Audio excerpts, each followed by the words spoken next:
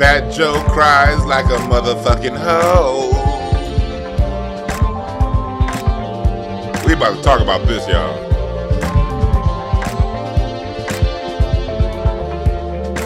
Fat Joe cries like a hoe. Yeah, here we go again, Todd. Here we go again. Here we go again. Here we go again.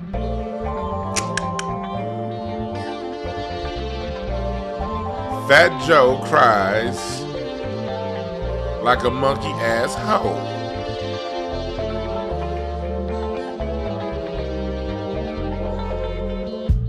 I'm not calling him a hoe. No. I'm not gonna disrespect the man. Oh, let me turn my light on.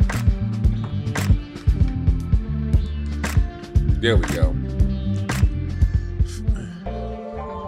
What's up, y'all? Thank y'all for joining. Before we get started today,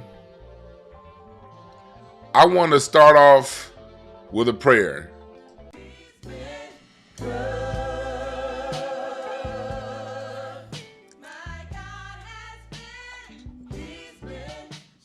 Let's start off with a prayer before we get going.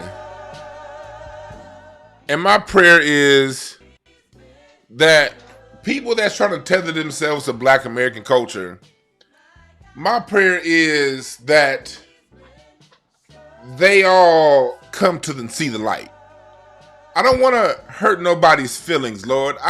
People like Fat Joe, they could easily be making a mistake and not know. Not saying Fat Joe's intentionally lying, Lord, and we know his will is ill because he works for Jay-Z, and so we know he ain't shit. But for everyone else who's been listening to people like Fat Joe, some of them just don't probably understand that, Lord, that they've been repeating lies. So my prayer, Father God, is that these people come to the light and that these motherfuckers see what it is. And my prayer, Lord, is if they don't come to the light voluntarily and see what it is, my prayer is all of them feelings get hurt. My prayer is that they seethe and suffer, knowing that Black Americans have created everything that they love, because, Lord, the only people who will ever be offended and feel a certain way about giving Black Americans a credit, Lord, is a racist. And Lord, we know you make races and you make them all, Lord. You know, and according to you, Lord, there are no mistakes. So, Father God, my prayer is that anyone that takes issue with my proof that I'm giving today that hip hop is 100% Black American, Lord, my proof is that they go home and they cry. And they suck their thumbs and they act like hoes and just feel like shit. Because these group of people that they've been hating their whole lives are responsible for the music and the culture that they love the most. And I pray that they feel every bit of harm and pain that they should feel based on the energy that they've been putting out harming Black Americans. My prayer, Lord, is that they feel that pain tenfold. And with that being said, we say, yay, man. All right, so what's up, chat? We about to break it down. Fat Joe cries like a hoe. He's mad and he disrespected Black Americans because Fat Joe feels some kind of way that we created all of this stuff. And he went through, he was on the Math Hoffa show, another non-Black American, talking shit. It called Foundational Black Americans born and raised in America that could trace our lineages back to slavery. He called us a hate group, and he's saying that we're haters and that he's right. So what I'm going to do, without any further ado, is we're going to play the whole video of the whole snippet of what he said. I got this early on my man Black Alpha Network's YouTube. I saw it, but then Black Alpha on his Twitter had got the perfect clip. And so I hit up Black Alpha. He's going to call in and talk about this in a few minutes. But before we get into it, I want to first show you guys what this bitch is all about, what we talking about. And before we go there, make sure you go to blisscapsules.com, type in product code DeJuan and you get one for free. Buy two, get one for free at product code DeJuan at blisscapsules.com. Also go to DeJuanB.com. I got all my courses and classes up on my website. Make sure you go there, go to intellectualpower.net. Also, we'll talk about intellectual power a little bit later on. But you can go to the shop right now at DeJuanB.com and get your merchandise. And this is the one you need to buy right here, especially these two. Black people don't owe anybody anything but an ass whooping. For far too long, black folks, we've been feeling like we owe people. People have been shitting on our culture. And look what we get. We get a Fat Joe talking about Puerto Ricans and these people created hip hop along 50-50 with black people. And then also get the Black American Music Family Tree hoodie right now at DeJuanB.com. This is my product. Tracing the roots of hip hop back. Coming up on 400 years. So, yeah. Fat Joe would never debate with anybody like me, so he goes on these tethered TV shows and he talks to them, people who don't know better or don't care to know better. But you can get the real deal at DeJuanB.com, the only authentic version of this Black American family tree information. You dig? So let's go on over here. Let's play what Fat Joe talked about, and then we're going to get into it, all right?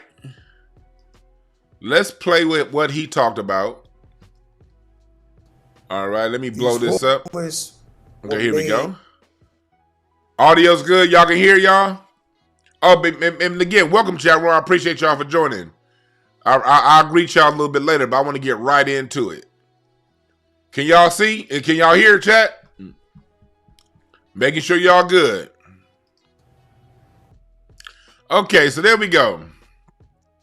So that is the basis for what we are talking about today.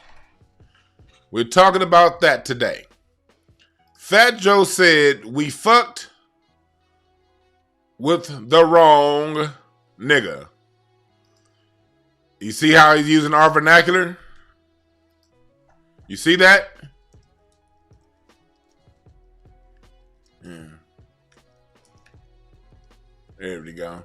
So yeah, in a little bit, I'm gonna have my man Black Alpha come in here because I got that off of his page, like that clip, and I want to know what his point of view on this is. But let me start right now before I start breaking Fat Joe all the way down. Let me start off by saying this. One of the first things Fat Joe says that's wrong is this is something new. That this just came out of nowhere. He's saying that foundational Black Americans are the first people to talk about where hip hop come from. Well, before we get off up into Fat Joe's probably already blown out ass, we're going to start with a little bit of scholarship, Mr. Fat Joe.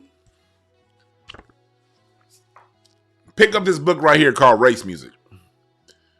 And it talks in this book about how race has been used in Black American music to, one, demonize Black people, only to later on be accepted by mainstream culture. It's a book called by Guthrie Ramsey called Race Music. Black Cultures from Bebop to Hip Hop. So when Fat Joe talks about all this boo-bop, beepy-da-bop, that tells me he's not a well-researched artist.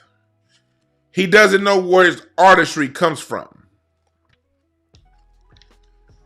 But if you want to know a little bit deeper from a scholarly point of view, you can start with this book. Also, when you... No, this isn't it. Where's that book? Because I go too viral. I'm scared. Okay, hold on. I didn't mean to stop that motherfucker again. These rumors were made. There's this out of print book that I have. Were made God damn it! By this motherfucker talking. I don't want to hear this nigga. I think we in the information era. Hold on, let me stop it. This shit just keep trying to start. I just told you. Let me just get off that page. God damn. Fat Joe talking. I don't even want this motherfucker to talk. He's still goddamn talking. There's this book on this is a college graduate school level reading right here.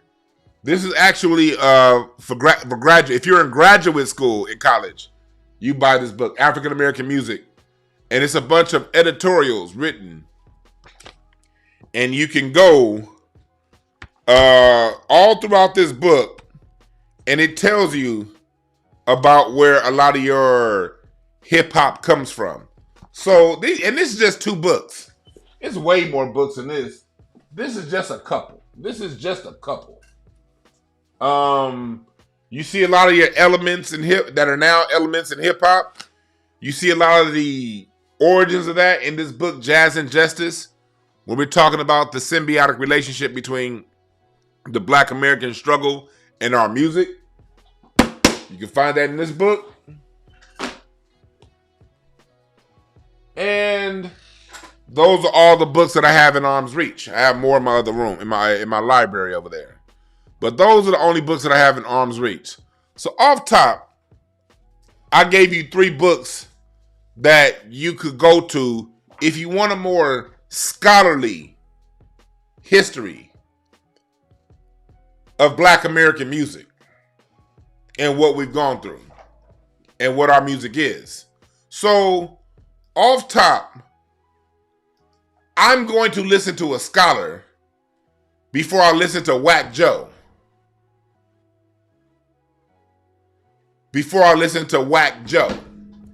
So, what I'm going to do right now, up until my man Black Alpha calls in, we're about to break down line by line things that are being said, lies that are being said by Fat Joe. First off, I want to say welcome chat room. Thank you everybody for joining. Make sure you hit the share button. Make sure you hit the like button. I already got over 1,000 people in here across platforms. 700 on YouTube, 300 over on Twitter. I need y'all to retweet. I need y'all to like. And I need y'all to go to intellectualpower.net. Before we get into it, we need y'all all to go to Intellectual Power. Make sure you hit the share button. No, not that one. Here we go. I'm over here listening to myself. I need you to go to intellectualpower.net and get some of that brain food. I got my man Sincere in here.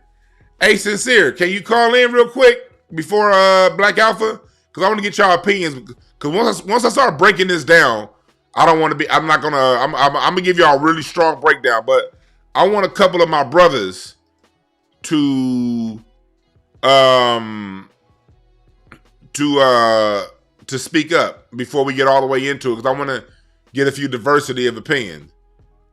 Well, actually, Sincere, Black Alpha's getting ready to call in. I'll have you call later on. I'll have you call, if you can call like in 15 minutes. All right? Because this is very important. Because what we see here is Fat Joe clout chasing, like he always does, and then blaming other people for clout chasing. Okay, finish your cussings here. After Black Alpha get off the phone, then I want you to call in, all right? I know you a musician down in Atlanta, but out of New York. So I want to get your New York opinion on this. So let's break this down line by line, and then we're going to take a break when our caller calls in, and then we're going to get going, all right? Let's break them down. So first off, he said rumors. Rumors that have been in books. This book, oh yeah, and also, when did this book come out? Like I remember I read this book a long time ago. I think Race Music came out. In Race Music, I think this book came out like in the early 2000s. If I'm not mistaken. Because he said, first off, he called us racist. And he said that there are rumors. Yes, this came out 2003. This book, From Bebop to Hip Hop, came out 21 years ago. 2003. The year the San Antonio Spurs won the championship in the NBA. That's who won the championship in 2003 against the New Jersey Nets in a 4-1 series win. That's the year that Tim Duncan versus Jason Kidd is when this book came out. This book came out when James Brown was still alive. All right? This book came out when Bush II was president. This book came out before we knew who the fuck Barack Obama was. So he's saying that this is rumors. This came out. Where's the other book that I have? Where's the other book that I have on this? Because I want to try to buy this shit and get some scholarship on this. Nelson George talks about it in his book, The Death of Rhythm and Blues. This book came out in 1988. This book came when he talking about R&B dying and when hip hop was coming up. This book came out when Anita Baker was on the top of the charts, and Anita Baker was a new artist when this book came out. When this book came out, Fat Joe's brother was still somebody's slaves carrying crates or whatever when this book came out. Fat Joe was still eating pupusas and burritos when this book came out, talking about the Black American roots to hip hop. So off top, he's already, see, black people, this is what we got to understand. We're using Fat Joe as an example of what a fool looks like. You don't have to go back and forth with somebody who's calling something that's been fucking documented for well over 30 goddamn years a rumor. Off top, you lost. Off top. These rumors were made by radical black racists. So, radical black racists are writing scholarly works before you were ever a thought before you ever picked up a microphone, Fat Joe. These black people who documented this stuff are racist. How can we be racist when we allow homos like you into the club? How?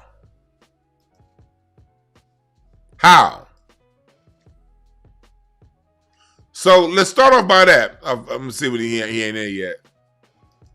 I appreciate the super chat. I'm waiting on Black Alpha to get over here. But where is it at? Here it is. How are we racist? Appreciate the super chat, Iron Will. Appreciate the super chat. Said, thanks for the great insightful content. I appreciate that, brother. All right, dear Disney said, don't show Fat Joe no mercy this time. I got you. I'm not. Tim Black. I appreciate that, Tim Black. Y'all follow Tim Black TV, man. I fucks with Tim Black TV. The Tim Black Show. Because a proud brother that's conservative, but not no damn Trump tard either. A very reasonable brother with conservative ideology, just like I have conservative ideologies. Go follow the Tim Black Show. I love that channel.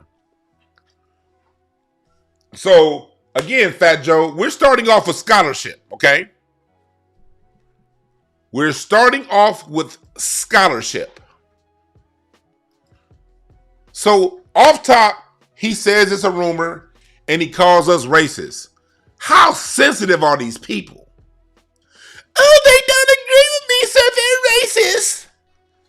Listen, look at this Rachel Dolezal motherfucker right here. Remember, Rachel Dolezal sued for racism too. Remember that. Rachel Dolezal had a racism lawsuit. Candace Owens had a racism lawsuit. It's always these people who want to cosplay our culture be the first ones to call us racist when something don't go their way. It's not about criticism. It's about saying that your culture, where you come from, had absolutely no, zero, zilch, zero imprint on hip-hop. Hip-hop was a train that was already moving. Hip-hop was a train that was already come because hip-hop comes on the tails of James Brown. Everybody in hip-hop was imitating James Brown, imitating Frankie Crocker on the radio, imitating Jocko Henderson on the radio, imitating Johnny Guitar Watson, Parliament Funkadelic Beats, Curtis Mayfield Style, Willie Hutch Rhythms.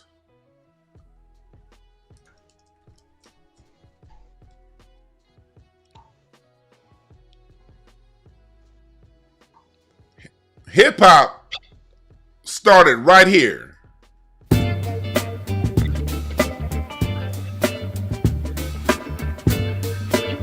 That's where hip hop started. Oh, and I got my guest here. I got my esteemed guest, somebody whose channel I've been loving for a long time, and who always tells the real deal, the only way the real deal can be told. My man, brother Black Alpha. I have Black Alpha's YouTube channel tagged in the title. This our brother Black Alpha. I want to give you credit and show love, man, because you got that clip. You got that perfect clip. I saw it in passing, but then you got that clip. And I said, oh, hell no. Not only am I going to talk about this, I want you on this piece, because had you not clicked that up, I would have saw it and kept on going. So I want to first give you credit and show where I saw it from first, because I ain't one of them, hey, look at me first.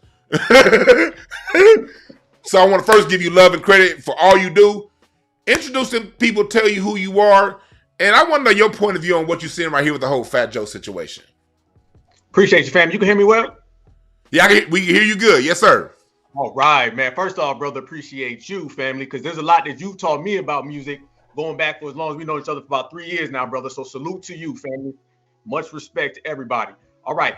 Me, Black Alpha. Y'all don't know me yet. Black Alpha, social activist, Ohio, Georgia, mix between the both, north, south, the whole thing, but foundational Black American.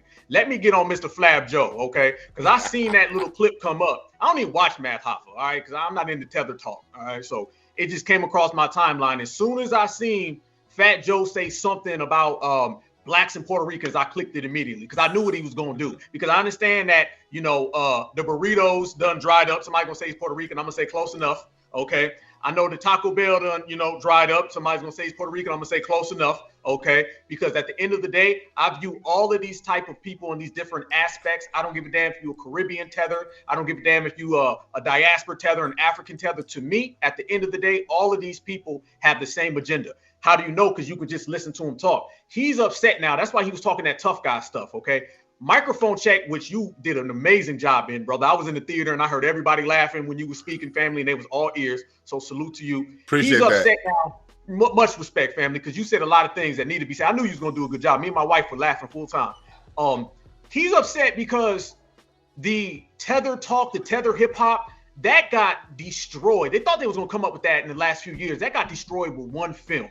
It got completely destroyed. I want to say one film because a lot of people were giving them that work. But what you guys did in that film and what you've done in your own work, because I seen you run, was it Cologne? Yeah. That you G-checked the other day? Yeah, he don't come back around no more. He used to be in a chat room. He don't come around no more. Cologne done jumped over every damn fence. I think he going to re-deport himself. He might be running this stuff because his paperwork may not be clean. So you got him out of the paint, family, but they didn't expect this. This is the thing. they were used to a few years ago when they could tell these lies and there was just a few people checking. They didn't know there was a Dewan B out there that was going to serve them and make them run and make them hide. Right now, Fat Joe thought he was going to steal hip hop. He thought he was going to be in the Kamala Harris administration. And he deep down inside knows the foundation of Black Americans. We pulled a rug underneath both of those. So he has to accept that fact that what he thought he'd be doing right now, a few days before Christmas, a few days before 2025, is not his reality today. And just seeing the brothers and sisters right now giving him that work all across with facts. This is why I want the family to know. We're not just saying things out there. We're beating these people with facts and receipts, and that's what they hate. They hate that the most. Also, and I want to say this, how he keeps talking about New York, because I know at first they try to say hip hop, then they try to throw in the Bronx. There are foundational Black American people from New York. My wife is from Brooklyn. Okay? And she call out all of those Puerto Ricans and stuff. So they want to kind of make it look like, well, y'all not from New York, y'all don't know the truth, but they don't acknowledge the fact that there are New Yorkers from that New Yorkers that are, foundational Black Americans, and they know the real. So what I've seen, family, is a collective from the East Coast, the West Coast, the South, the Midwest. Everybody's been hitting them with the facts. And what I saw was a porky pig, out of shape buster who has nowhere to go. He's racially homeless, socially homeless. He can't lean racially homeless. Whoa. Racially homeless. Oh. Yes. Racially homeless. He got an "I'll tether for food" sign, and everybody's driving right by. Hey, okay, Dewan, I know you remember. You remember when Dr. Dre and Snoop was getting on Easy on the Dre Day video? Yeah. You remember they had the "I'll rap for food" and yep. Who was that? Was that AJ Johnson? That was AJ. Rest in peace. That's my man AJ. Much respect, AJ Johnson. AJ. We live in the real version of that now, and it ain't a video. It's just Fat Joe on the corner with the sign holding it up and saying, "I'll do anything for food and acceptance," but he's still racially homeless. That's his address, brother. So much respect to us, and he gonna have to stay mad. Yeah, he is gonna stay mad. Talk to me real. I know you got your show. You probably gonna do later on today. And please announce it before we leave. Talk to us about this constant onslaught of people coming for our culture. They haven't been able to do that. Now Fat Joe went so far as to call us racist. Talk about the nerve. That's the white supremacy stuff right there. When we say that a lot of these tethers are, by the way, there's political tethers, social tethers, hip hop tethers. There's goddamn country, rock and roll. Everywhere where you see somebody stealing or trying to cosplay our culture, that's a tether. But they're all using white supremacist talking points. That sounds a whole lot like reverse racism. Remember when white folks used to say, yeah, yeah. That's where they get all their stuff from. So basically he's projecting. He's trying to basically make it look like y'all are racist towards us. It can't be that you guys are factual. It can't be that y'all got the receipts. It can't be that he's the liar. It's got to be that really y'all just racist. Y'all's bad Black folks. Y'all don't really understand. And he's in a bad position because every single lie that he's thrown our way, we flipped it back on him. Notice he didn't say nothing about anti-Black racism with Puerto Ricans or with Latinos. He left that out. Okay, he tried to throw in a little bone real quick, but nobody's going for it. So it's the onslaught of trying to steal our culture using white supremacist talking points and trying to regurgitate the things that white supremacists been saying. But here's the thing for Fat Joe and all them tethers. They don't know this, but I'm gonna let them know. We got rid of all that BS that white folks were saying. So we damn sure ain't gonna sit here and see a want-to-be white person come around here and use the same thing. We're going to G-check the white folks. We're going to G-check the tethers. And it's always going to be foundational Black Americans, like Westside Connection said, are the king of the hill. And they're going to have to deal with it, accept it. And if they don't, then they just going to have to go ahead and checkmate and get out of Dodge. Because FBA, Freedmen, whatever you want to call, the originators, we are always going to be here. That's real talk, man. Where's your, I have your station right there, right below you. When the next time you going live?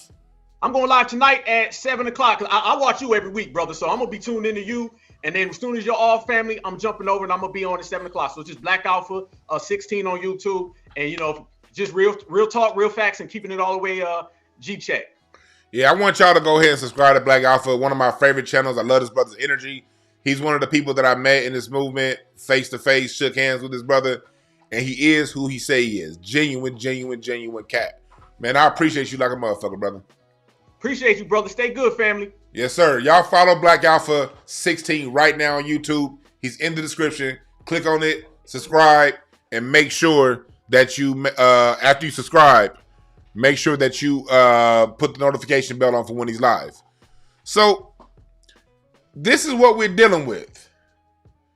This is what we're dealing with as a people. Being called racist for forewalling our culture that our grandparents left us.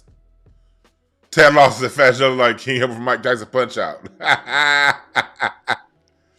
Said, go in, Fat Joe, aka Rat Joe. He said, I want to throw a dodgeball at him. Salute to Monique Wade. So, let's go further in. We about to go all the way in right now. We about to go all the way in. We got 1,200 people in here and only 500 likes. I need 1,200 likes right now. 1,200 likes right now. So, let's go through and let's systematically break this down. I want to play this video before I get back to Fat Joe.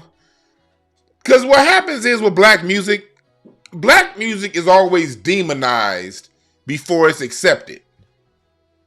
I want you to see this video real quick, talking about the history of rock and roll. Set up a 20-man committee to do away with... This is a white man that's trying to stop in the 50s. This is from the 50s, talking about no playing rock and roll and only serving white-only customers. Ask me if this, for those of you who are around in the 70s, and really the 80s and the early 90s, does this not sound eerily similar to what we was hearing about hip-hop in 92? Take a listen. Set up a 20-man committee to do away with this vulgar, animalistic, nigger rock and roll bop.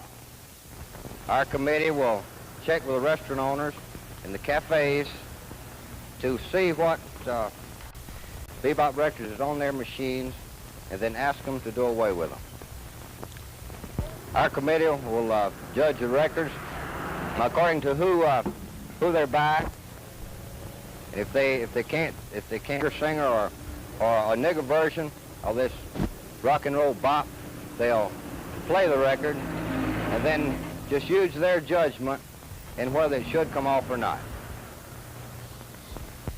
As far as we're concerned in Anniston and Calhoun County, as long as the music is played like white people should play it, it's not this animalistic bebop, well, we won't object to it as long as it is a white band.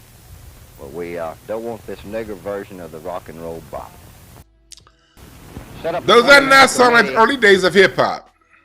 Does that not sound like the early days of hip-hop to you? Let's go back. See, this is what we as black people had to stand up for all of our music. Going back to jazz. Jazz, let me find that quote. Y'all about to see me. I'm about to let this in front of y'all. Harry Linger quote about jazz and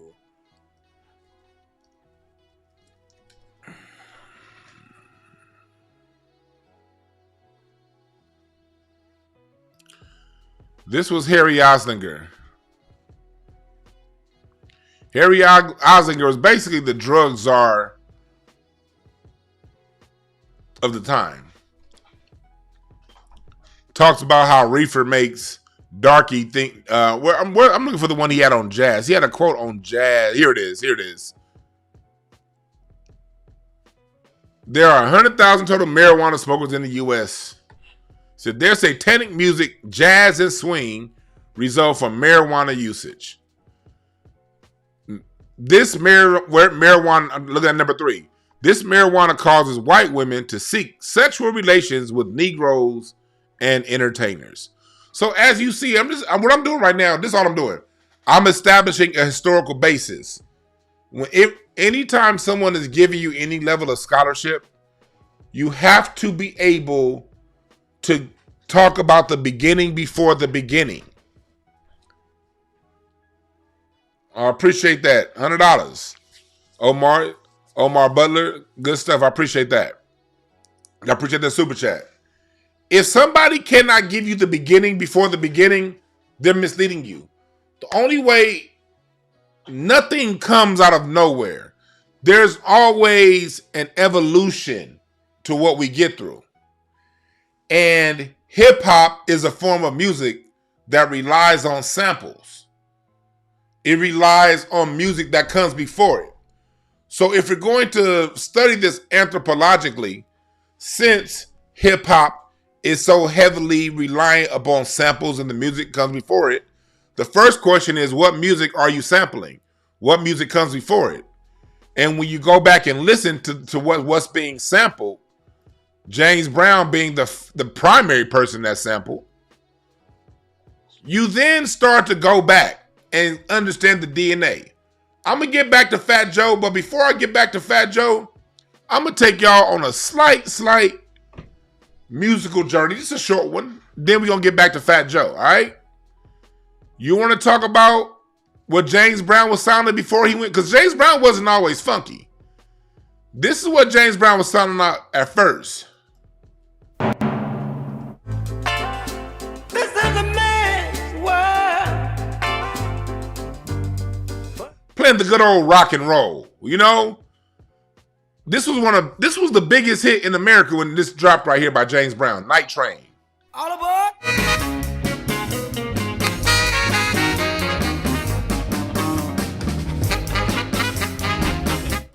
That's what James Brown was on.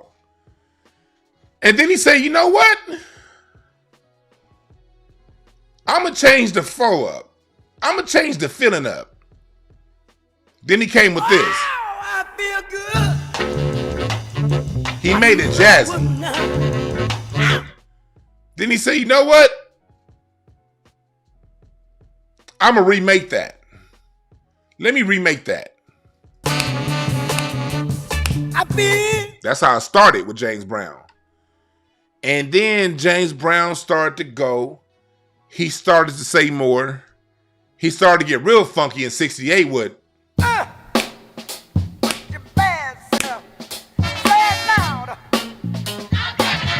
See, it's the one that makes the pocket for the hip hop to exist.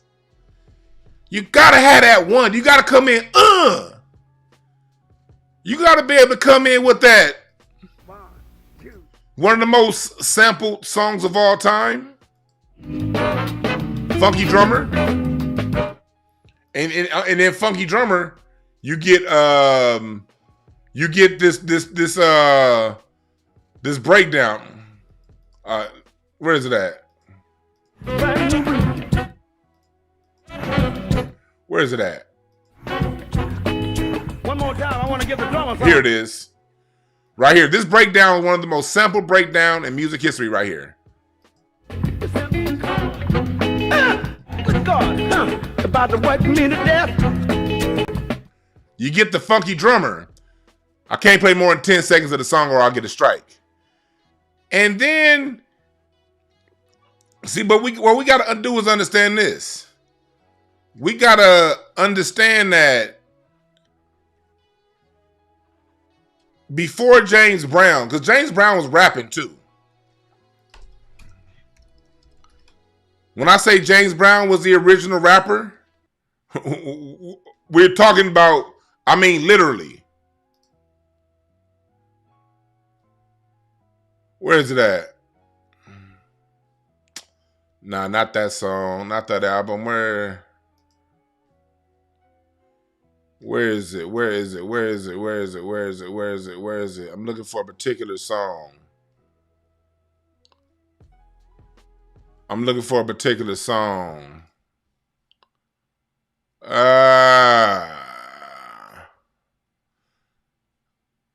don't have that JB's album right here. Damn it, they don't have a song. Here it is.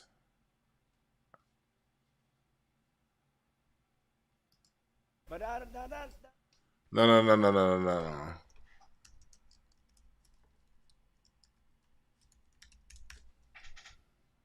Here we go.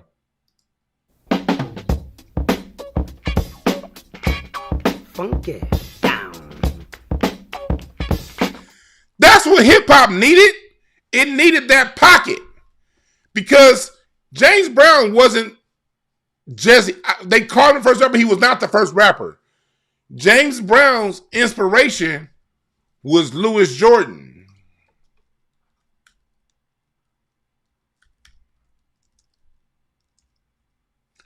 And Louis Jordan, this is who James Brown got his game from. When you watch James Brown's documentary and he talks about who he was listening to, he was listening to Louis Jordan.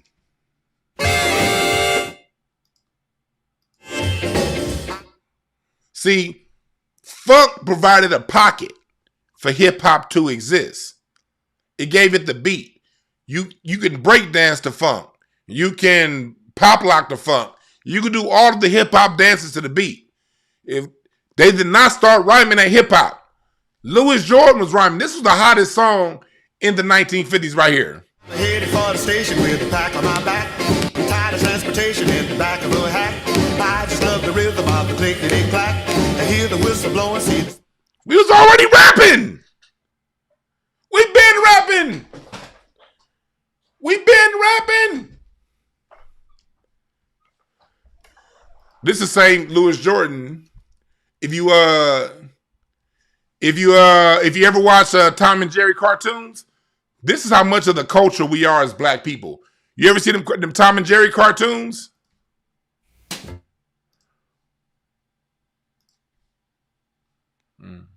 Bebop and all this stuff. You have to understand all of hip hop came from something.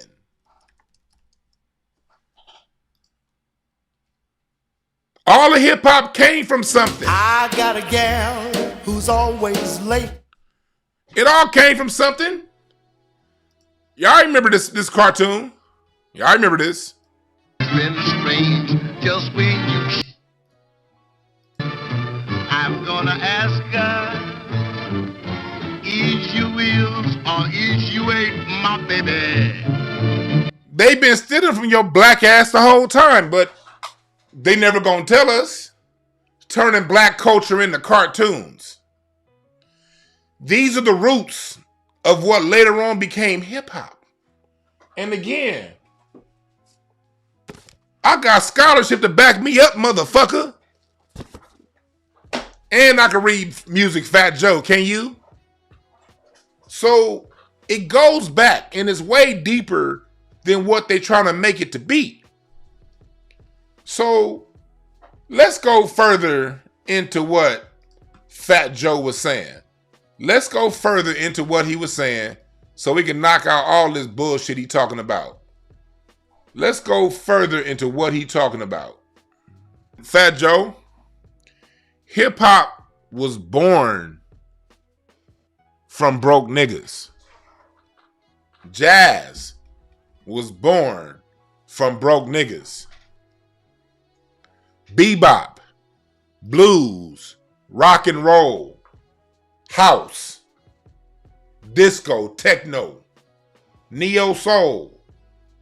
All of this music, this shows you how little respect Fat Joe has for Black America.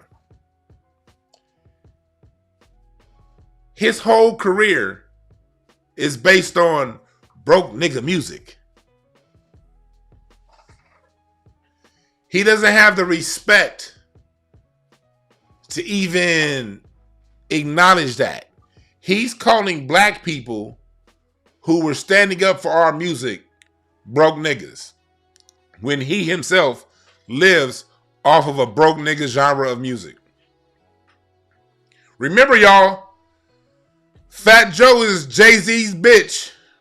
Remember that. He works for Roc Nation.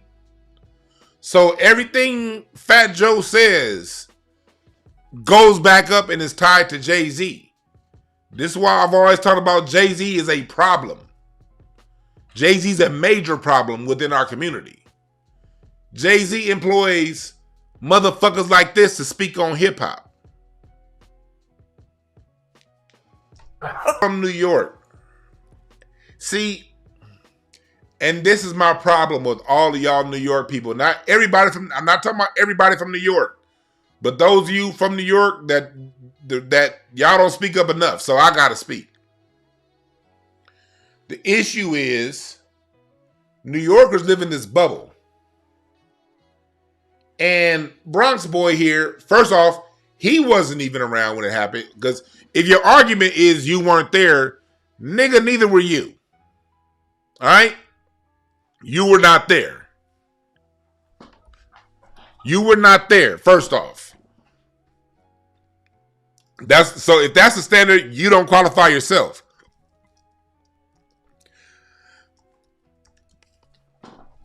This is how we know Fat Joe wasn't there.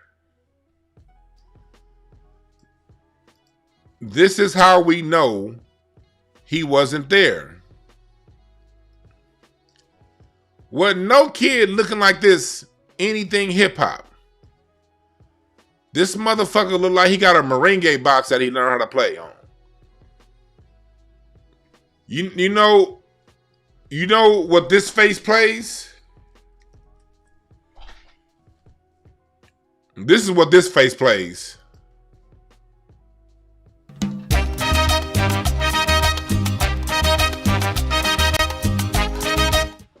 Nigga, get your ass face out of here, nigga.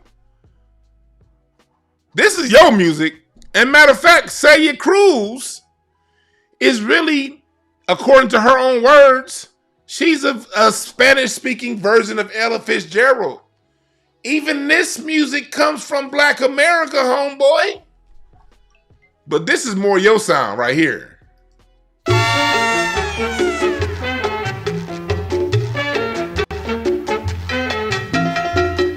Ass face, nigga. Fat Joe is a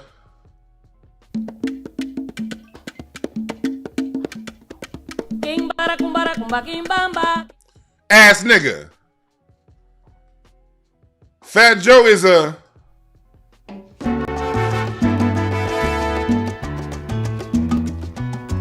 ass nigga. Fat Joe, sit your al cielo una mirada larga. Ass down, nigga. The fuck is you talking about? That ain't hip hop. That ain't hip hop.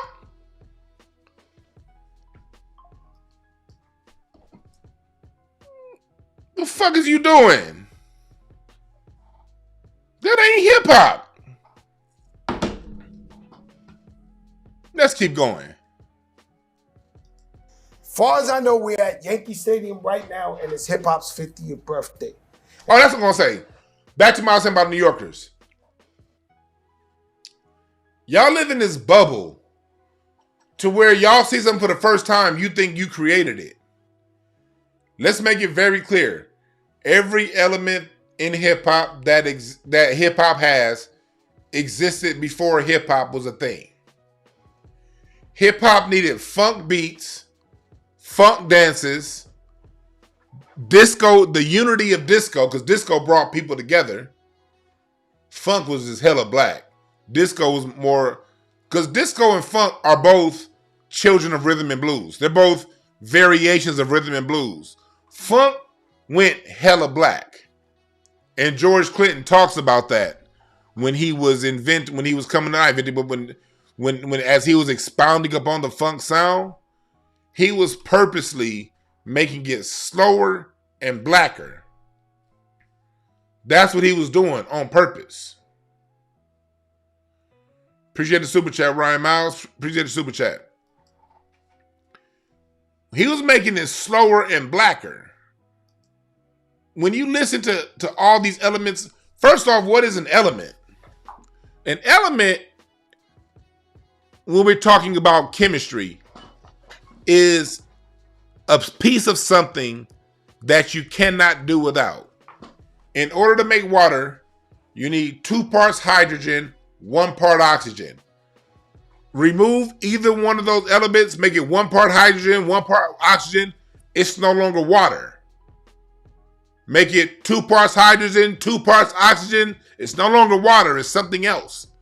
An element is something that's a core component that you cannot do without.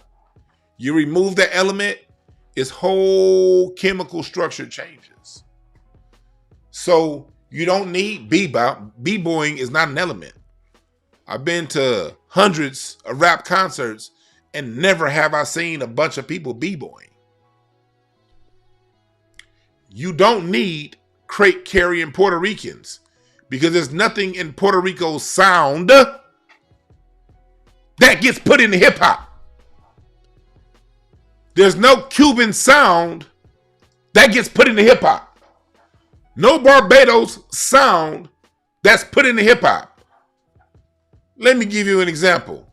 Do you hear any of this shit, these elements in hip hop?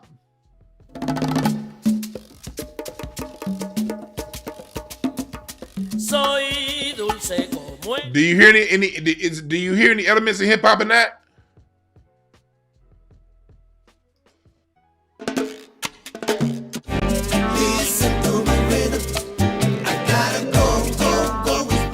Do you hear any hip hop in that? Do you? Nah. But I'll tell you where you do hear some hip hop. I will tell you where you do hear some hip hop. A good evening. Do not attempt to adjust your radio. There is nothing wrong. We have taken control as to bring. I hear a lot of hip hop in that. So I can't get around it. So low you can. I hear a lot of hip hop in that. See, the reason why you look, the reason why you hip hoppers cannot escape this is because you spent your whole time borrowing music. Had hip hop created its own soundtrack that was uniquely different? See, the reason why we can separate James Brown from the funk era from the doo-wop era, because going back to James Brown, you can hear a difference between this sound right here.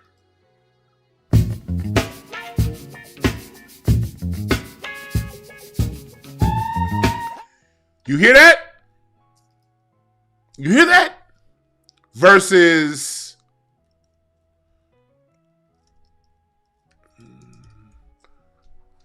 the hits from Chuck Berry.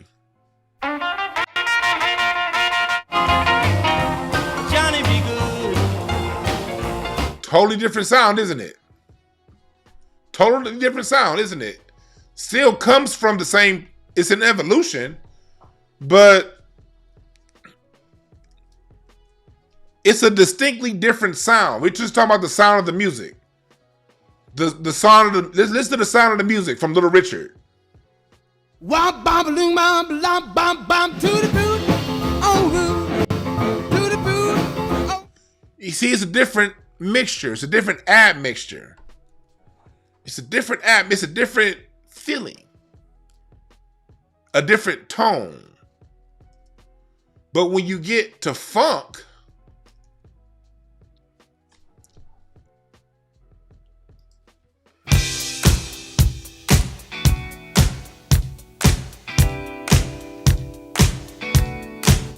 totally different sound. Hip hop never had that departure.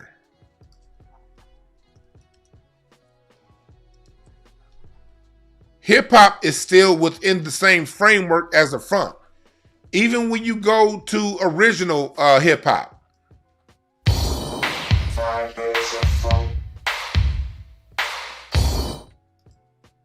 Funky woppy down. Same principle.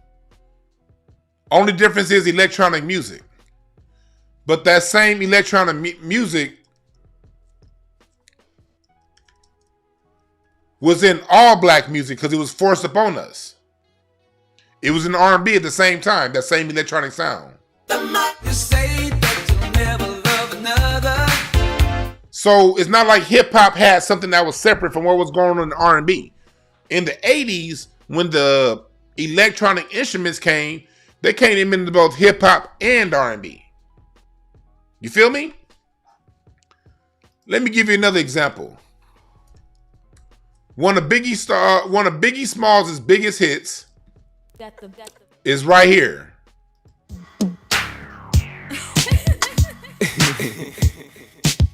Yeah. That was from Entombed, Juicy Fruit. Biggie Smalls later on sampled that beat. But Entombed was a jazz musician. Hip hop borrowed samples. This is one of the songs I bet y'all not gonna find this. If somebody in the chat room get this, I'm gonna give you a handshake because I ain't giving you nothing else. But have y'all heard this sample? Where does this come from?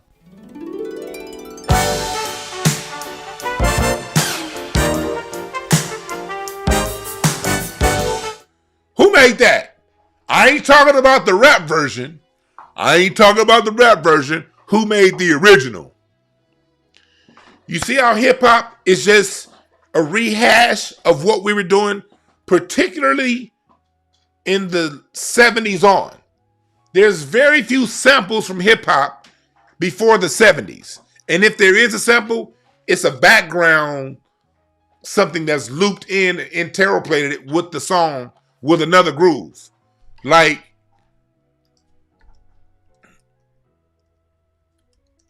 this song right here, by Truth Hurts.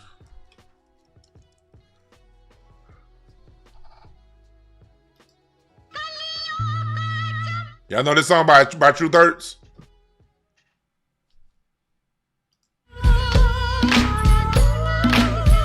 Dr. Dre production.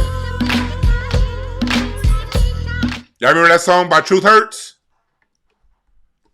Y'all remember that?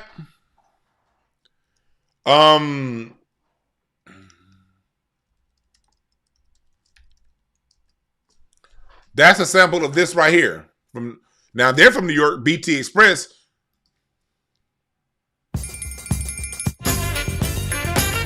No, do it till you're satisfied. Not the here we go.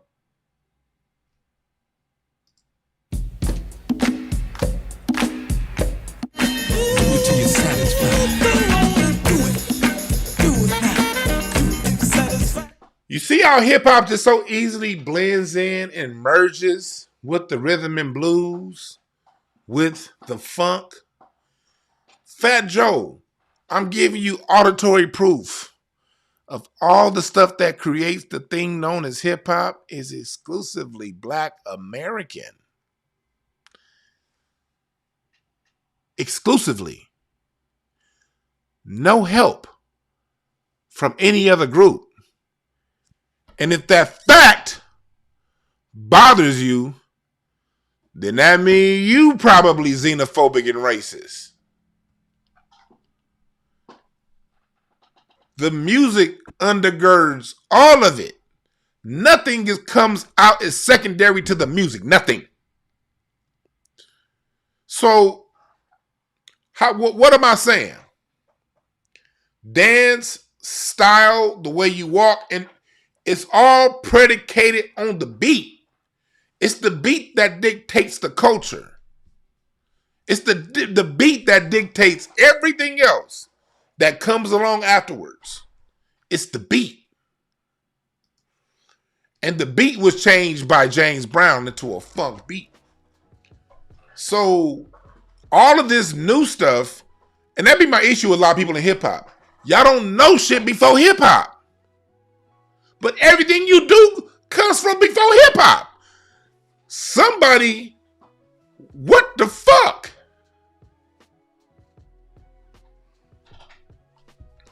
What the entire F are we talking about here? I want y'all to, before I even go, to show you how on point I be. Somebody had made this podcast the other day, and they tagged me. I made this post on Facebook, on Twitter a few months ago, where I talked about the song Working Day and Night by Michael Jackson. This song is the intersection of funk, Count Basie, and Michael Jackson. And what I mean by that is this.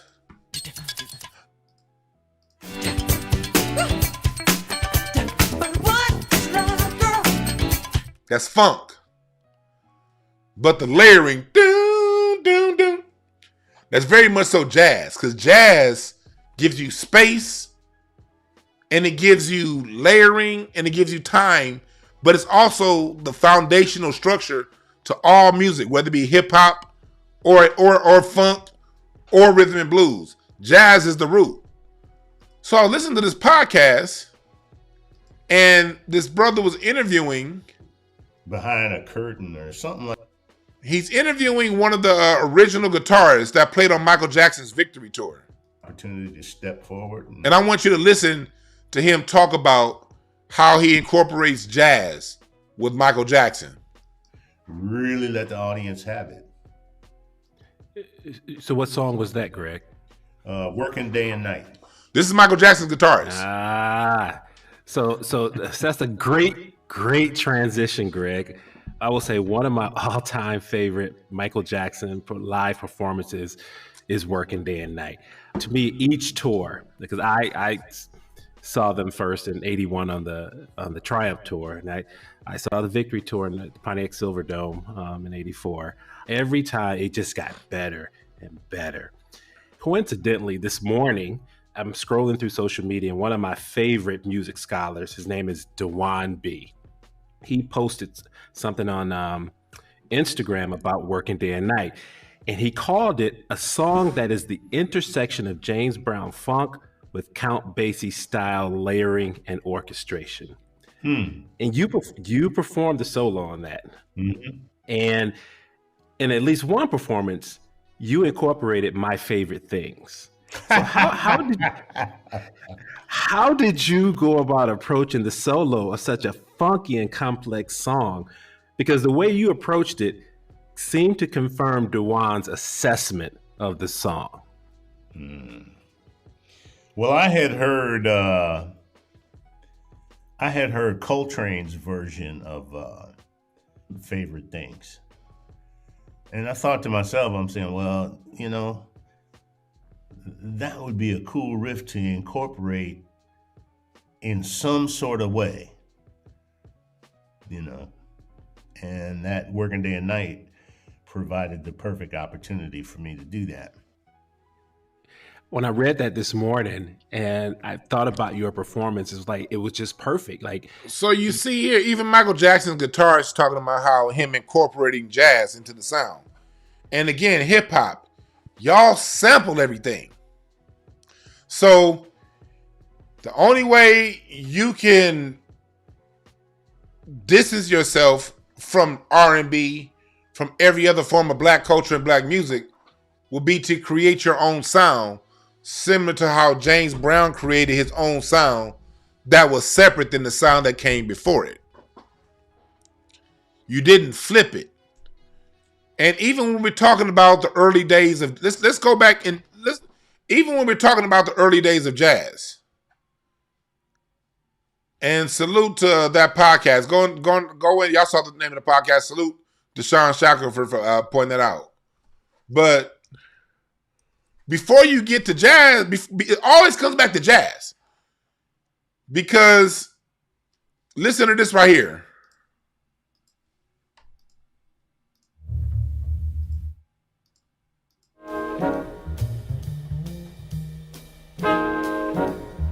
Y'all hear that?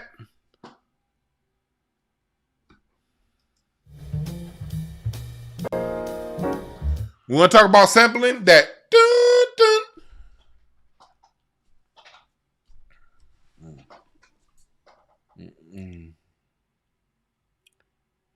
Let me see.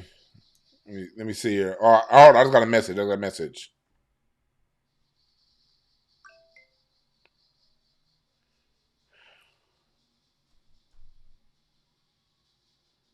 Let me see. Here we go. You hear that? That dun, dun.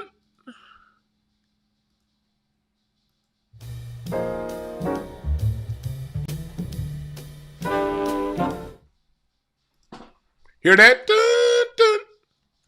What James Brown did was he flipped that.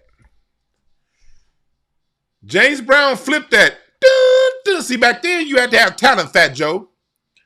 You couldn't just take the piece of a song and then replay it. You had to actually play it. So James Brown took that piece, the whole looping a piece of a song, that started with James Brown. And it turned into this. One.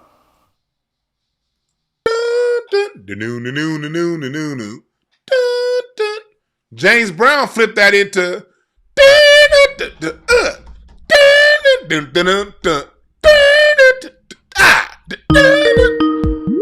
James Brown invented the whole part about Sincere. Is that you? I'm only gonna take a call from Sincere. Let me know if that was you calling Sincere. I'm only gonna take a call if it's Sincere calling me. I'm only gonna take it if it's Sincere calling me. Let me know in the chat that that's you. So even when we're talking about the origins of how things started in hip hop, you got to go back to the rhythm and blues and to the funk.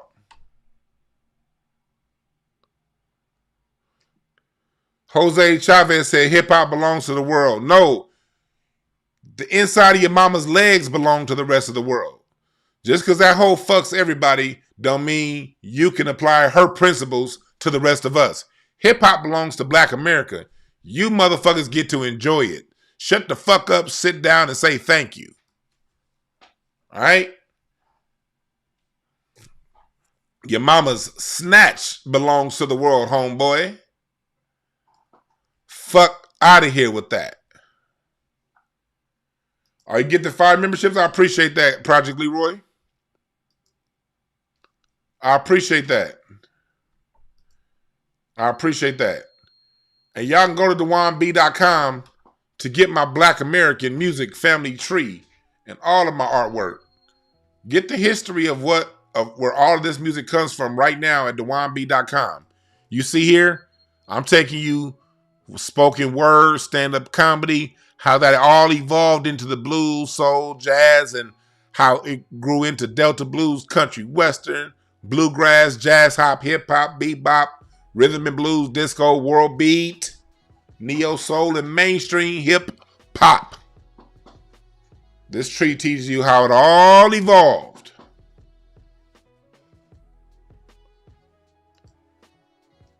Yeah, Miles Davis kind of blue. Yep. That's where it came from.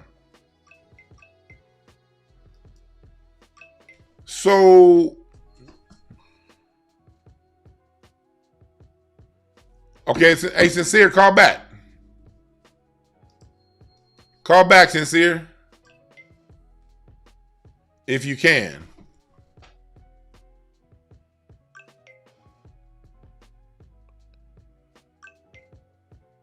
My mom's telling me that was Sincere. So call back when you can, brother. So until Sincere calls back, let's keep going and let's talk more about. Oh, here, no, hear me fast. What Sincere got to say. What's up, brother? It answered. The hell? I thought I answered.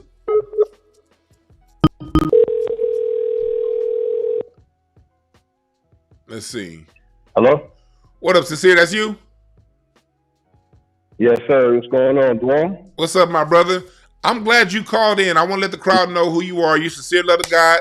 You got that dope-ass podcast down in Atlanta. But you from New York, though, right? Yes, sir. All right, cool. You from New York. Yeah, talk to us about what. Let me get your opinion before I go deeper on this, on what Fat Joe talking about in this whole hip-hop thing. Talk to us, my brother. Yeah, the New York thing is definitely something I want to touch on. And they ain't going to give me credit to speak on New York for 2 reasons. Number one, my age. You know what I'm saying? I'm 45, so I wasn't there in the beginning. Well, neither was Fat Joe. I'm not from the... Neither was Fat Joe, exactly, so that's cool. Exactly. Neither was Fat Joe. And I'm not from the boroughs. You know what I'm saying? I'm from the outskirts of New York City. You know what I mean? But that doesn't matter. That's neither here nor there, because the whole New York narrative is bogus. And we beat this topic into the dirt. You know what I'm saying? Ad nauseum. So, you've been cooking here tonight, with the sounds, with the audio and all of that, giving the audio proof and all of that.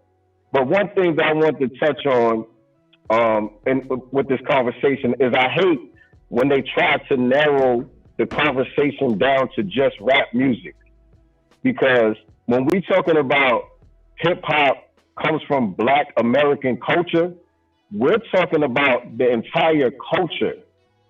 So the way that they speak, the way that they talking, the way that they dress, the whole entire way that they carry themselves is them emulating us. You could take the music itself, you could take rap music itself out of the whole picture, and you're still emulating us. Nothing that y'all do, you brought with you from your own culture. Everything you doing, you did after you assimilated into our culture. And all of the people that was in the Bronx, the foundational Black Americans that was in the Bronx, the majority of them, their roots are in the South. And we can trace all of the elements that became hip hop to those Southern roots, all of them. But we can't trace none of them to the Caribbean or to Puerto Rico. None. Zero. And that's the thing. If you may have come from a particular island, you may have come from another part of the world, but there is nothing from that island. There was nothing from that part of the world that you brought to America that wasn't already in existence. Right. Nothing that came with you was anything significant that we wouldn't have hip hop without it. Nothing. So a person being from the Caribbean or a person being from Puerto Rico is neither here nor there. That person got down with what we were doing. Straight up. And we see it now when we started to export the culture. Now that the culture has been exported all across the world, we see people who've never even been in America emulating our culture. People that don't even speak English emulating our culture all around the world. That's the effect that we have on humanity. That's the effect that we have. And it's not just hip hop. Hip hop is only one aspect of Black American culture. But that's the topic of the day that we focused on, the hip hop culture. But I just don't like when they try to narrow it down to just talk about rap music. You know what I'm saying? Because hip hop is more than just rap music. Rap music is only a part of it. It's all of it. It's a full-on culture of things that the music is an expression of. The music comes. That's the thing about. I'm glad you said that. The music comes out of everything that led to it, that led to the sound, out of the family reunions. The music comes from the mac and cheese, not plantains. The music comes from all of these different traditions and cultures that we have exclusively. And for these cats to be so downright indignant about stepping their stamp on it without bringing us anything of use, that's crazy. Indeed, it's crazy, man. Indeed. But did you have some closing thoughts that you wanted to say about that, brother? Before I know you got some more heads to cut. No, man. I just want to chime in and, of course, salute you for what you're doing, man. I already knew you was gonna be cooking. I couldn't wait till you went live on this joint. You know what I'm saying? But I'm going to talk about it some more this Sunday. Me and Nice, we going to go in on it. You know what I'm saying? I already posted about it on my social media. So everybody that's listening, y'all make sure y'all follow me. I'm at Sincere Love to God on all social media platforms. And y'all subscribe to the YouTube channel. Hey, Mods, can you put his channel in the chat and then post it a couple times so people can click on the link? Man, thanks again, brother. All right, peace, man. I appreciate it, Sincere. Yeah, Sincere's a musician out of Atlanta from New York. Going into it even further, if we're going to really talk about hip-hop, there's no hip-hop term, even the word hip, without Lester Young. Lester Young is a jazz saxophonist. He got his start with the Count Basie band. He became best friends with her. Him and Billie Holiday were inseparable for a time. Appreciate the Cash App. Bear character for laughing. Yeah, appreciate the super chat. Do you know how important when we talk about bebop and hip hop and jazz and swing into hip hop? Let me give you some terms that Lester Young invented. The term cool. You know, Kool Herc. The name Herc didn't even get his name from out of Jamaican anything. The term cool was coined by this man right here. They called him the Prez. The Prez was his name. Everybody loved and respected Lester Young. Lester Young was so dope, he made the tenor saxophone a featured instrument. Before Lester Young, the featured instrument was a trumpet, and sometimes maybe the alto sax, Charlie Parker. That tenor sax really got pushed to the forefront because Lester Young is a person that made it cool. Using the term bread for money. I'm going to get my bread. Lester Young. The chat room, take notes. The word cool, Lester Young.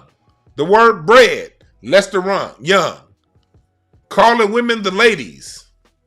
The ladies. Making it the way we call the ladies. The way we say it and the way we use it today. Instead of using the word broad or dame, words broad and dame were popular at the time. Lester Young made it popular to call women ladies instead of broad or dame. The term dig. You dig? Dig this, dig that. Lester Young. The quote, you feel me? Lester Young. Lester Young introduced you feel me as a way of getting understanding. All this shit goes directly to hip hop. And the word hip, describing something that's fun, that's hip, that's good, that's hip. Later on, Tower Power had a song called What Is Hip? The word hip for fun, anytime you go back and watch the Brady Bunch, they always have somebody say, oh, that's hip. Lester Young. And you want to tell me that y'all helped us with something? And you don't even know who the fuck Lester Young is? The term cool, the term bread, the term dig, you feel me, hip. Lester Young. But Fat Joe wants to tell me that all of this stuff comes from outside of this country. This is one black man that came up with these terms we still use today. Lester Young ended up getting drafted, and then when he was in the military, got really hooked on drugs, and he ended up succumbing to liver disease, and he passed away in 1959, just a couple months before Lady Day, Billie Holiday, in 1959. Lester Young actually died on the same day as my grandmother, March 15th, 1959. So that's just one black man that created terms that are still used today in hip hop. Let's break down more what this clown motherfucker had to say. And the guy who invented it, Grandmaster Flash, my brother carried his crates. My babysitter. You hear that? You hear that? Fat Joe is saying the Puerto Rican connection to hip hop is his brother being Grandmaster Flash's slave. You didn't even talk about where Grandmaster Flash got it from.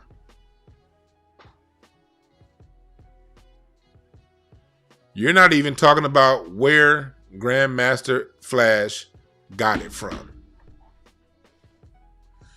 Grandmaster Flash got a lot of that stuff from Jocko Henderson, Frankie Crocker on the radio. Grand Wizard Theodore. Disco King Mario. Grandmaster Flash isn't even an original to that.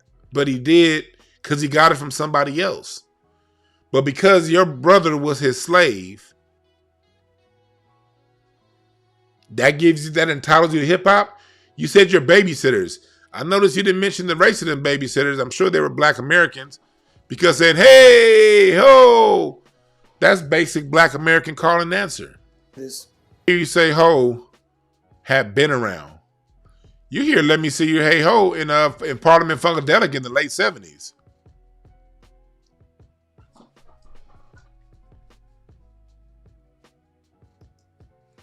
It's a Gap Band song.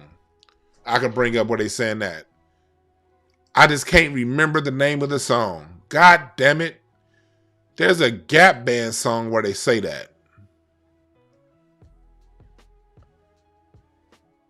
Let me see here. Is it this song?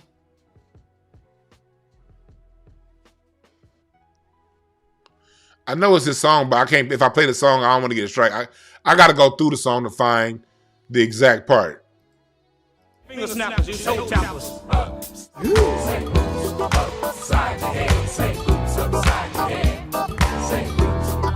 There's a part in that song where they go, oh, it's a part in that song. I can only play 10 seconds without getting a strike, so I can't. I would have to jump around and find it.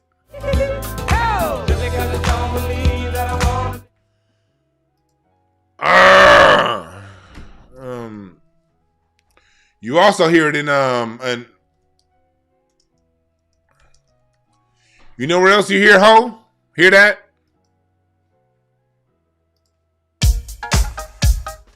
In the Double Dutch Buzz. That's just a part of our music, Fat Joe. Do you listen to anything outside of hip hop?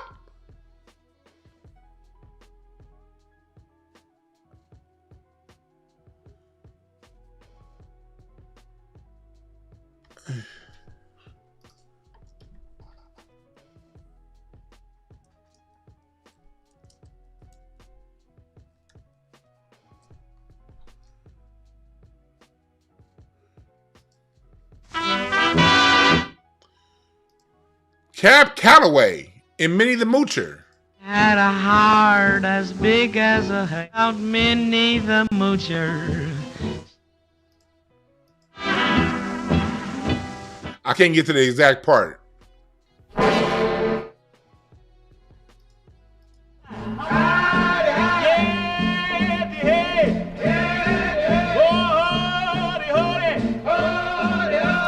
Cab Calloway.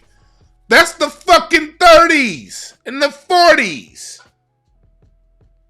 Fat Joe. You said Fat Joe over here talking about some, oh, they messed with the wrong one? Nah, nigga, you messed with the wrong one. You messed with the wrong one. Because you talk about black people, and I'm black. You calling us racist for defending our stuff? You fucked with the wrong one, Fat Joe. We're not against, we're totally with people, no matter who you are, as long as you on a fight for justice. What we're not against is people trying to come and take credit for what our parents and our grandparents gave us. To make it very clear, Fat Joe, that's who we're against. We're against hip-hop conquistadors like you. We're against you guys because in your country, in Puerto Rico, in Cuba, you guys shit on the native dark-skinned Americans, the native dark-skinned Mexicans, Cubans, Puerto Ricans, or whatever. Y'all shit on them at home. Y'all take they shit all day. They sit around and take it. And you want us to be the same. That's the problem. You call Lord Jamar a Looney Tune, ad hominem argument. Lord Jamar challenged you and Crazy Legs to a debate. Lord Jamar challenged you to a debate. And you didn't respond. Because you're a fucking coward.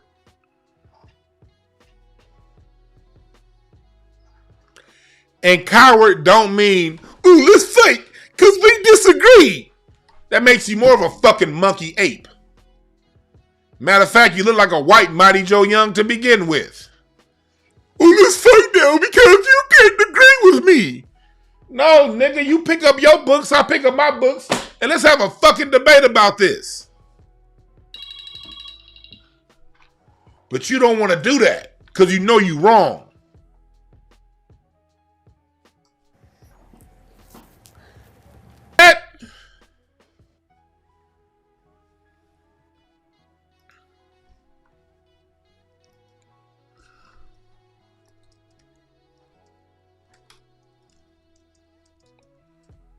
You get famous off being your brother was somebody's slave, and you big pun side piece, and you want to talk about Lord Jamar.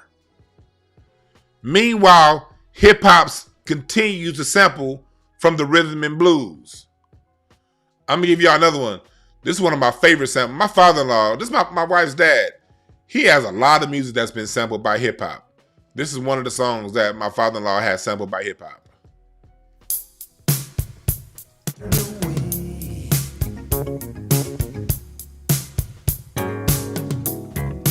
Tell me, are you? That Lionel Richie song, my father-in-law composed and wrote and made that song. That song was sampled by the Dog Pound. But somehow the right way don't pay. I'm coming home late every night, gotta struggle and fight with the bass heads on the late night hike. Hip hop comes from my blood, homeboy. That's my family that created the original song for hip hop to sample.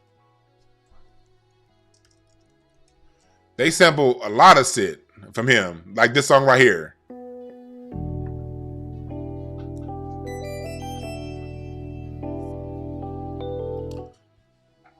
My father-in-law, that's him on keyboard, Mr. James Carmichael. Do-do-do-do-do. Closer than close. Closer than most. I just see so much of you, and I want a better view. Oh, my love, yeah.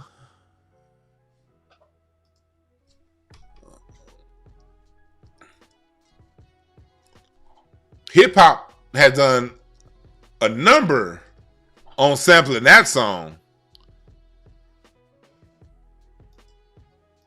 It's done a whole lot sampling that. Nate Dogg sampled that.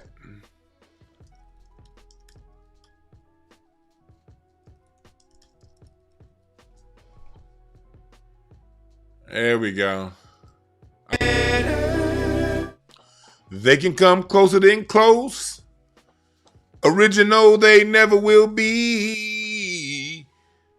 We bumping from coast to coast. We just trying to make you see. Nobody does it better. Nigga, what? Hell. Nas on King's Disease 3.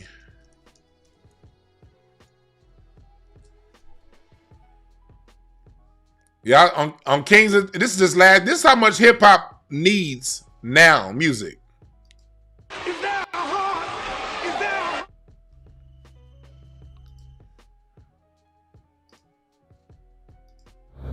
He's 3.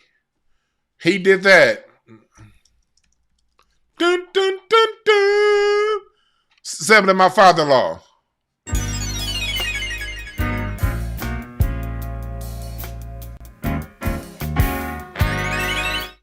This is family. This is blood right here, Fat Joe. You trying to tell me my family got something from you? Okay.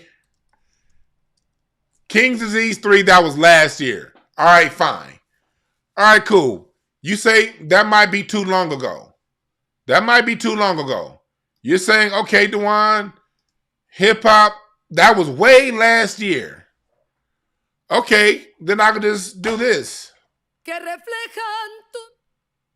Reincarnated. Version of me, a third to me, demented, cemented in pain, juggling the pros and cons of fame. I don't know how to make friends, I'm a lonely soul.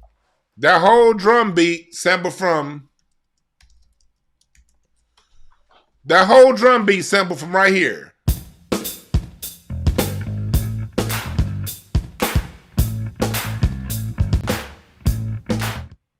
What?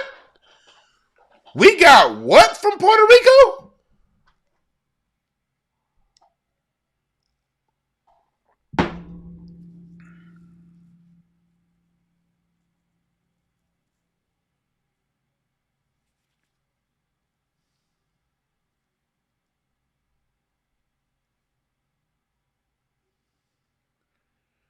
I'm trying to figure this part out.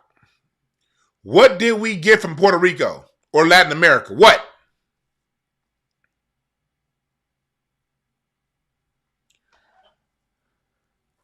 That's why you need to follow my new channel at Incense and Ashtrays. Y'all see Incense and Ashtrays?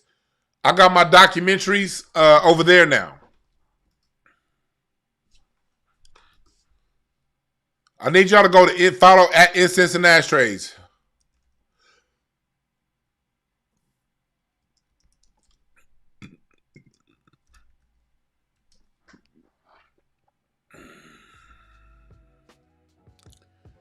I need you to follow Incense and Ashtrays. YouTube.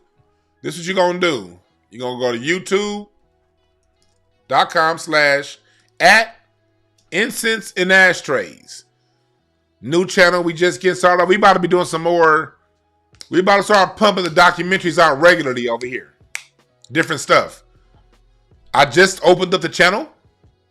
So my first documentary talking about the origins of black music. Y'all can watch it right now on Incense and Ashtrays. It's just an extension of black culture. It's the newest form of black culture.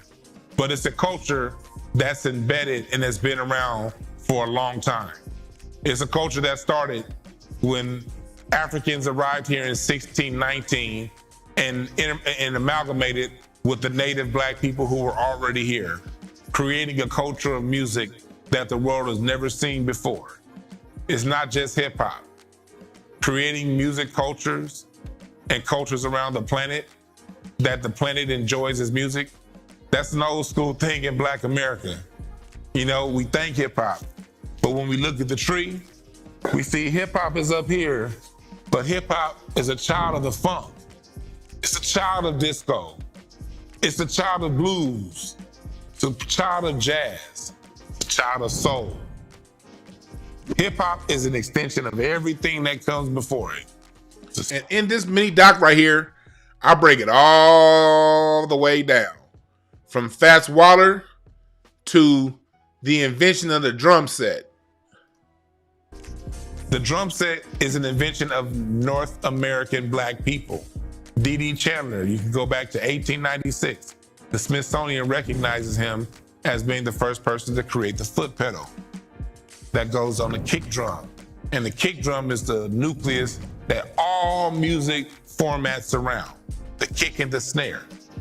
Basically you can follow that and go, you can go right now to Dewan to follow Incense and Ashtrays, subscribe to my new channel.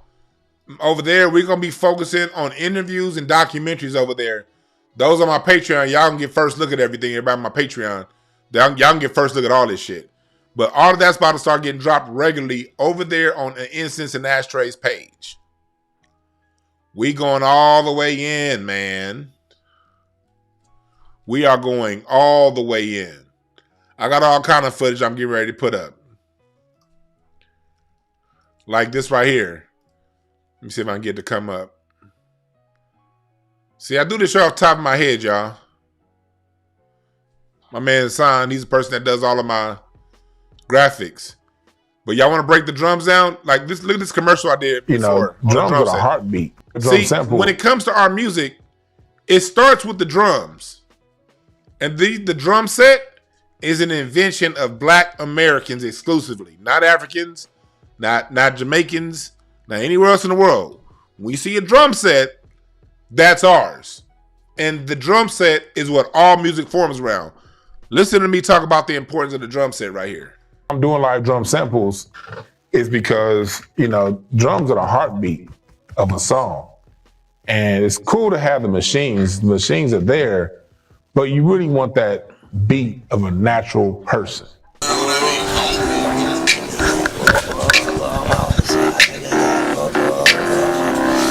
Stupid, my nigga. Dang. Stupid. I thought he had the full. Let me see. Doing live drum samples. He didn't have the full one with me playing. That's all right. But this is me in the sound the other day. Interviewing the original lowrider. Because y'all Latinos trying to take credit for that shit too. This is going, when I finish with this is going to be up on my new channel, this interview. When we talk about the original lowriding scene in Southern California. Which also takes me to, let me go to my bookmarks. Here's the reason why, and I talked about this yesterday on this show. Here's the reason why we're defending this. This one of the reasons why. There was this young sister, her right here. Listen to what she's saying about what they're doing right now in Latin America to Afro Latinos in their music. Listen to her. As an Afro Latino, erasure is real. Gatekeep hip hop, gatekeep R&B, gatekeep your culture, period. She's saying gatekeep your culture. I'm starting back from the beginning. She's saying gatekeep everything because of what's happening to Afro Latinos now in Latin America. Now go ahead and listen. Erasure is real. Gatekeep hip hop, gatekeep R&B, gatekeep your culture, period. As an Afro Latina, trust me, I know firsthand the erasure is real. For context, Latino music such as reggaeton, salsa, bachata, just to name a few, are historically Black Latino music. They have their roots in Black Latinidad. And as a result, the artists that used to have the biggest impact and largest visibility in these genres were Black Latino artists. Fast forward to today, the artists with the biggest impact and the largest amount of visibility in these genres are white Latino artists. It's so bad that they have started to play in our faces. They gave J Balvin about 2 years ago Afro Latino Music Artist of the Year award. This conquistador Cruz, this direct descendant of Christopher Columbus, accepted and was awarded Afro Latino Music Artist of the Year award. I will never let this go. Now, I'm not saying we don't have Afro Latinos that are very, popular today still in these music genres, as we should, but they do not have the impact nor the visibility that the white Latino artists in these genres have began to receive. It has gotten so bad that there are now Spaniards winning Latino Music Artist Awards. Spaniards. And it's honestly just so sad to see the erasure in fucking real time. Our music, we had salsa songs that would sing about, the impact of slavery in Latin America. We used to have music that would sing about and talk about the beauty of Black Latina women. None of that exists anymore for the most part. So yeah, gatekeep. Yeah. She's talking about gatekeeping because white Latinos, Fat Joe, Crazy Legs, they don't share. And they call you racist when you don't agree with their bullshit. So Fat Joe just said he's the wrong one to fuck with, black people. Fat Joe just said he's the wrong one to fuck with. I think he the right one. You know why I think Fat Joe's the right one? Because he's stupid. And he thinks the rest of the world is as stupid as he is. So Fat Joe's never going to pick these books up and find out what the real deal is. He's being taught and told a bunch of bullshit by somebody that he cannot back up. That's why he won't debate Lord Jamar. That's why he has all of us blocked on our social media, because he don't have anything to back up what he's saying. Yet he's going on Math Hoffa show saying that we picked the wrong one. Nah. I think Desi Perez, Jay-Z, they gave us the right one. You know KRS-One. You know, you were never a lyricist that said anything of substance. That you never said anything that made anybody go, oh shit, that's crazy. You just a guy who was who had a couple marginal hits back in the day, who's now more known for running his mouth on the internet than making good music. That's who you are. So now, Fat Joe, I think we picked the right one. And I think you an easy target. I think you low-key a soft target. We got over 1,600 people in here on Twitter, 1,300 on YouTube. I need everybody to hit the like button, retweet. Because, yeah, this is a problem. This is a major problem. Fat Joe's not a problem because we'll kick him off in like a flea, like a tick on an elephant's ass. Yeah, whatever. But Fat Joe talking like this is a problem. And it's a good problem. I think this is a good problem. And the reason I think this is a good problem is because black people, we just kind of create shit and move on. And this is giving us a time to go back and account for our creations.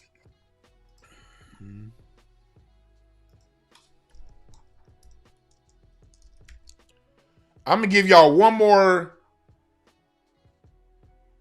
evolution from the blues to hip hop.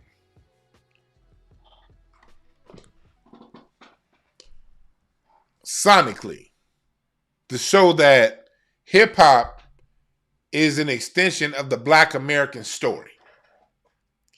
Hip hop is the Black American, it's the modern form of Black Americans telling our stories. And you can hear it in this song by B.B. King called Chains and Things. This song is talking about all of the shit that we have to go through as a people. And then it gets to this part right here. I would have had it queued up if I knew I was going to talk about it. Here it is. This part right here. The song is really talking about the odds that black people are up against, black men. How it's like you can't seem to loosen the chains. It feels like things are lost as a people. But within that grit and grind, we still make beautiful music. And listen to this bridge. That.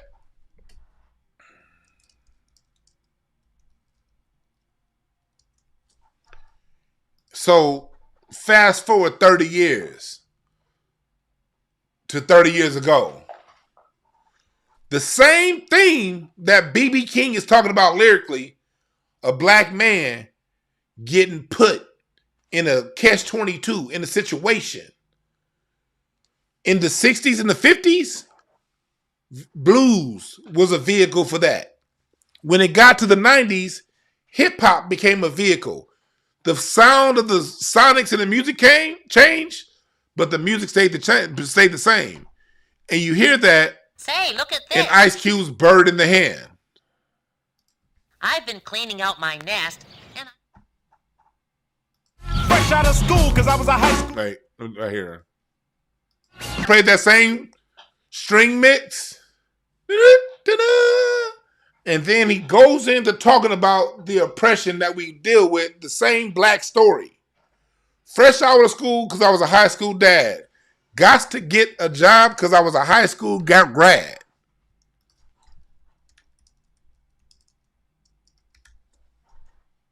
Then you go to Kendrick, Mad City. If I wrote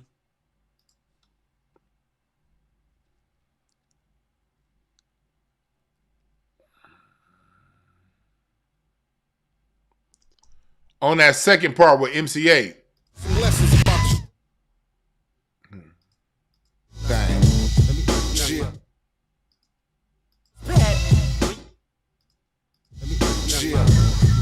we do. Fresh out of school, cause I was a high school grad, sleeping in the living room of mama. Using those same chords to it, the same song flipped 3 times. The same song flipped 3 times about the same fucking message of the Black American struggle in the United States. And you want to tell me all hip hop is Bronx and Latino? Fuck you. Because New York isn't the end all be all on hip hop. It's not. If hip hop stayed what it was in the Bronx in 1973, that shit would have died in 1974. Okay? Hip hop evolved. It moved on. And it evolved all throughout the United States. You got a scene in New Jersey, in Chicago, Detroit, LA, Memphis, Atlanta, Houston, Dallas, Jacksonville, Charlotte. Where the fuck we are is hip hop. Just like where the fuck we are is bebop and jazz and rock and roll and blues and rhythm and blues.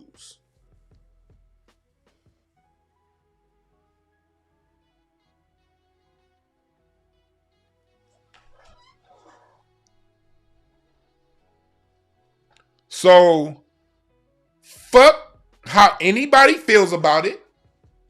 Because if they have an issue, if anyone has an issue with what's being said, then you know you're being talked to by a racist xenophobe. Okay? Okay. Cool.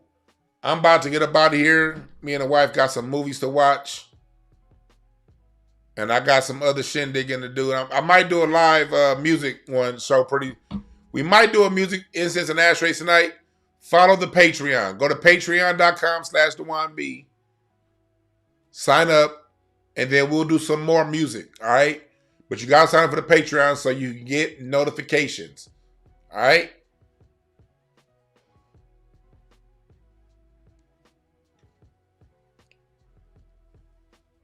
All right? Yeah, country music too. All of it. All of it. New York, you're nothing special, okay? All of that shit existed before it got to New York. You did something good. Pat it on the back. Woo-wee. Black people invented disco in LA. LA invented disco. We don't run around talking about something. Ooh, look at me. Look at me. Disco comes from, house music comes from disco. That's LA. Nah, nigga, because you know one thing we realize in LA? We all black Americans, whether you're from Chicago, Detroit, or anywhere else. This is a black thing. All right? Not a Fat Joe thing. Not a Puerto Rico thing. Black American thing. And we take offense at anybody trying to step their little grubby ass toes on it. Sit your clown ass down.